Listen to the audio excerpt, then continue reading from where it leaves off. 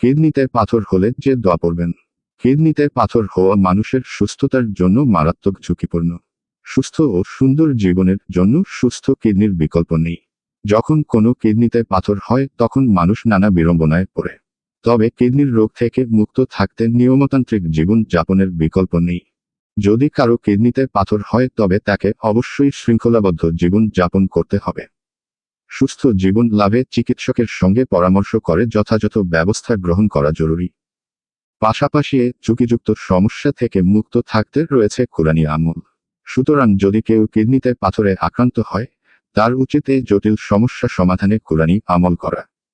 আর তা হলো উচ্চারণ: সুম্মা কাসাত কুলুবুকুম মিম বাদি জালিকা ফাহিয়া কালো হিজারাতি আও আসাদ্দু কাসওয়া ওয়া ইন্না মিনাল হিজারাতি লিমা ইয়াতাফাশশারু মিনহুল আনহার ওয়া ইন্না মিনহা লামা ইয়াশশাক্কাকু ফায়াখরুজু মিনহুল মা ওয়া ইন্না মিনহা লামা ইয়াহবিতু মিন খাশিয়াতিল্লাহ ওয়া মাল্লাহু বিগাফিলিন আম্মা তামালুন।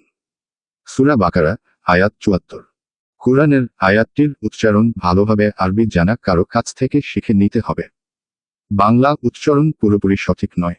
যদি কোনো ব্যক্তির কিডনিতে পাথর হয় তবে সে ব্যক্তির সূরা বাকারার ৭৪ নং আয়াতটি প্রতিদিন ৪১ বার পাঠ করবে। তাছাড়াও যারা প্রস্রাবের কষ্টে ভোগেন তাদের জন্য তারাও এই দোয়াটির আমল করতে পারেন।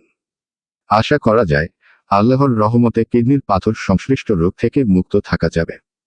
আল্লাহ তাআলা মুসলিম উম্মাহকে কিডনিতে পাথরসহ সংশ্লিষ্ট রোগ মুক্তিতে কোরআনী আমল করার তৌফিক দান করুন।